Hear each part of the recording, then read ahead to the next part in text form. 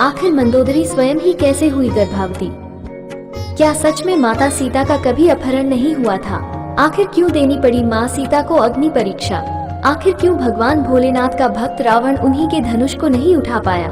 इसकी बेटी है माता सीता राजा जनक या राक्षस रावण की। दोस्तों, महाभारत के बाद रामायण दूसरी सबसे महाकाव्य है, जिसमें प्रभु श्री राम, लक्ष्मण, रावण और माता सीता जैसे मुख्य पात्र हैं। माता सीता को माँ लक्ष्मी का अवतार माना जाता है। दरअसल एक बार भगवान विष्णु और भोलेनाथ के बीच में युद्ध हुआ था। वो दोनों ये देखना चाहते थे कि कौन ज्यादा सबसे शक्तिशाली है। इसी बीच भगवान विष्णु ने अहंकार में आकर शिव जी पर बाण चला दिया, लेकिन भोलेनाथ ने विष्णु जी का सम्मान करते हुए अपने धनुष को तोड़ा और विष्णु जी के बाण का सम्मान करते हुए उनसे कहा कि आप हरि हैं और आप ही सर्वशक्तिमान हैं। अब यहाँ शिव जी ने जो अपना धनुष गिराया था वो मिथिला में जाकर गिरा। मिथिला में यानी जनकपुर, जहाँ राजा जनक का राजपाट हुआ करता था। दोस्तों, कहते हैं कि यह धनुष इतना भारी था कि इसे महल या पूजा स्थल तक पहुंचाने के लिए 500 छतरी लगे थे। लेकिन एक दिन जब माता सीता अपनी सहेली से खेल रही थी, तब उन्हें पेड़ पर फूल दिखाई दिया।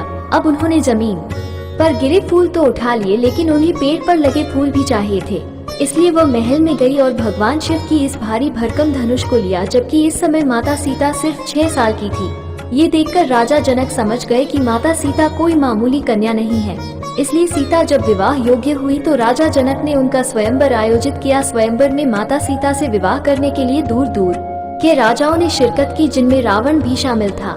कहते हैं कि जब रावण ने धनुष को उठाने की कोशिश की तो भगवान शिव खुद उस पर बैठ गए। इसलिए रावण अपनी पूरी शक्ति लगाने के बाद भी धनुष को उठा नहीं सका, जबकि प्रभु श्री राम ने धनुष को एक ही झटके में उठाकर तोड़ दिया और फिर माता सीता से विवाह कर लिया।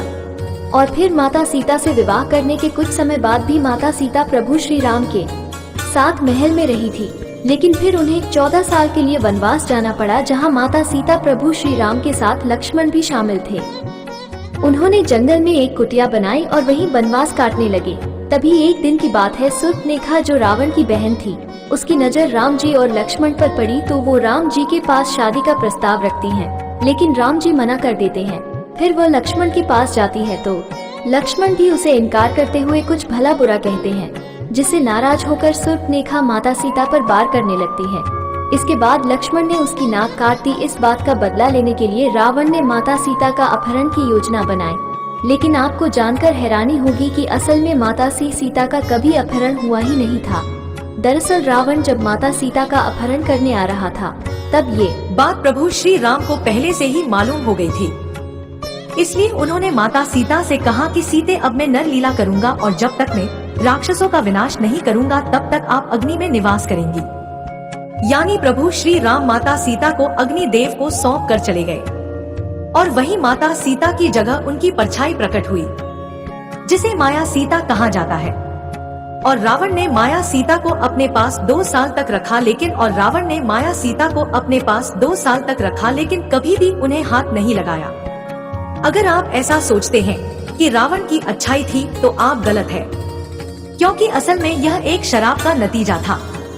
दरअसल उत्तराखंड के चैप्टर नंबर 26 में ऐसा बताया गया है कि जब रावण ने ब्रह्मा जी से वरदान प्राप्त कर लिया तो वह अहंकार में डूब गया और इसी अहंकार में तीनों लोगों को जीतने निकल गया।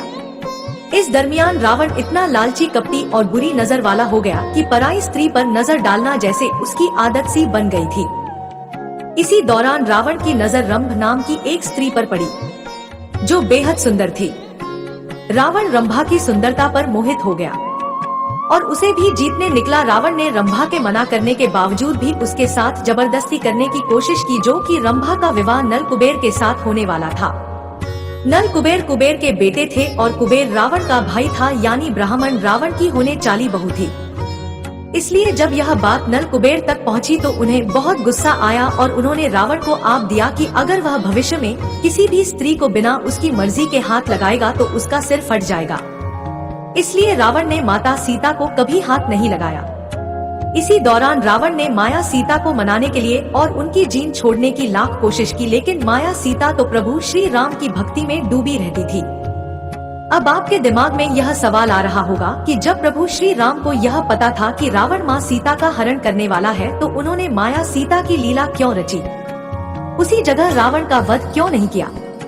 तो दोस्तों, इसके पीछे भी एक कहानी है। अक्सर लोगों को लगता है कि सिर्फ एक ही रामायण है और उसमें हमें माता सीता का रावण की पुत्री होने का जिक्र नहीं मिलता, लेकिन दोस्तों ऐसा नहीं है। दरअसल महर्षि वाल्मीकि द्वारा रचित रामायण के अलावा भी रामायण लिखी गई है।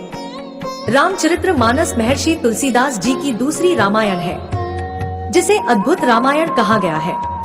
कंबल रामायण और वेदव्यास जी की आध्यात्मिका रामायण, और यहाँ हमें अद्भुत रामायण में माता सीता रावण की पुत्री होने के साक्षी मिलते हैं।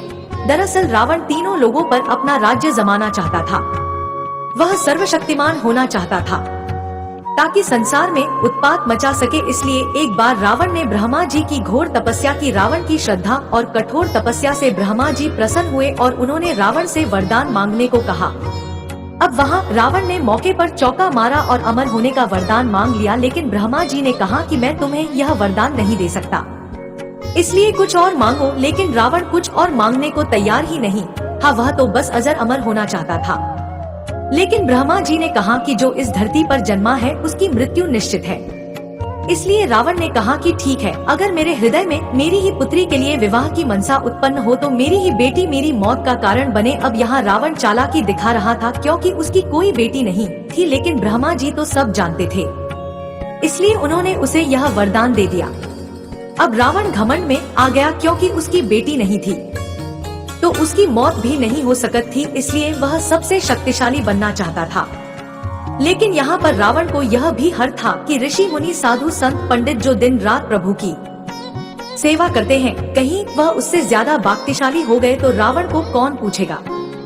इसलिए एक दिन रावण ने यज्ञ करने का निश्चय किया और इसी यज्ञ के लिए वह ऋषि मुनियों के आश्रम में घुसा और सभी उच्च कोटि के साधु संत ऋषि मुनियों का खून इकट्ठा किया। ऋषि मुनियों का खून इकट्ठा करते हुए रावण ग्रीद समझ के पास जा पहुंचा। ग्रीद समझ एक तपस्वी था और उसने तपस्या से माँ लक्ष्मी को खुश किया था। ग्रीद समझ अपने घर में माँ लक्ष्मी की जैसी ही पुत्री चाहता था, इसलिए माँ लक्ष्मी ने उन्हें एक मटकी दी जिसमें दूध भरा हुआ था। अब रावण जब यहाँ पर आया तो उसने सभी मुनियों का खून इस घड़े में डाल दिया और घड़ा इकट्ठा करके महल ले गया। रावण ने महल में घड़े को छुपा दिया, लेकिन यहाँ पर इस घड़े पर रावण की पटरानी मंदोदरी की नजर गई। अब मंदोदरी चढ़े में क्या है जानने के लिए व्याकुल हो गई, तो रावण ने उसे बताया कि इसमें बहुत ही खतरनाक बीज है। तभी एक दिन मंदोदरी किसी बात को लेकर परेशान हुई और गुस्से में इस मटके के बीज को पी ली, लेकिन थोड़ी देर बाद वह दंग रह गई, क्योंकि जिस बीज को पीकर उसे मर जाना था उस विष को पीकर वह गर्भवती हो गई। अब मंदोदरी बहुत परेशान थी कि अगर रावण को यह पता चलेगा कि वह गर्भवती है तो रावण उसका ना जाने क्या हाल करेगा, क्योंकि रावण मंदोदरी के बीच पिछले 1 साल से समागम नहीं हुआ था। लिहाजा जब मंदोदरी की कोख से एक सुंदर सी कन्या ने जन्म लिया तो मंदोदरी ने उसे दूसरे राज्य में जमीन में गड़वा दिया। अब यह राज्य कोई और नहीं बल्कि जनकपुर ही था, लेकिन यह कन्या राजा जनक तक कैसे पहुंची, तो दोस्तों इसकी भी एक कहानी है। दरअसल लंबे समय से मिथिला में बरसात नहीं हुई थी, वहाँ पर सूखा पड़ हुआ था। ग्रामीण किसान सब बहुत परेशान थे, इसलिए वह राजा जनक के पास पहुँचे और राजा जनक ने सृष्टियों के कहने पर यज्ञ का आयोजन किया और सोने का हल लेकर पहुँची खेत में, ना कि उसको जोत कर भगवान को खुश करें और बारिश हो। अब राजा जनक खेत को जोतने लगे, लेकिन कुछ दूर जाकर हल जमीन में अटक गया, मतलब वह आगे ही नहीं बढ़ा। यह देखकर राजा जनक कुछ नहीं समझ पाए और उन्होंने कुछ सैनिकों को यहाँ से जमीन खोदने पर लगा दिया, जहाँ से कोई खजाना या सोना चांदी की जेवरात नहीं बल्कि एक बक्सा निकला। इस बक्से को जब खोला गया तो राजा जनक और उनकी अर्धांगिनी दोनों बिल्कुल हैरान हो गए, क्योंकि इसमें एक प्यारी सी कन्या थी जिसके आंखें मरनी सी, सूरज चांद सी और होठ बिल्कुल गुलाब की। पखुदा जनक के कोई संतान नहीं थी, तब उन्होंने इस कन्या को पालने का निश्चय किया और उसे नाम दिया सीता। आपको क्या लगता है, माता सीता रावण की पुत्री हुई या राजा जनक की? कमेंट करके जरूर बताएं। वीडियो को लाइक और शेयर करें और चैनल को सब्सक्राइब करके बेल आइकन प्रेस करें और कमेंट में जय श्री राम जरूर लिखें। My birthday gift to Papa.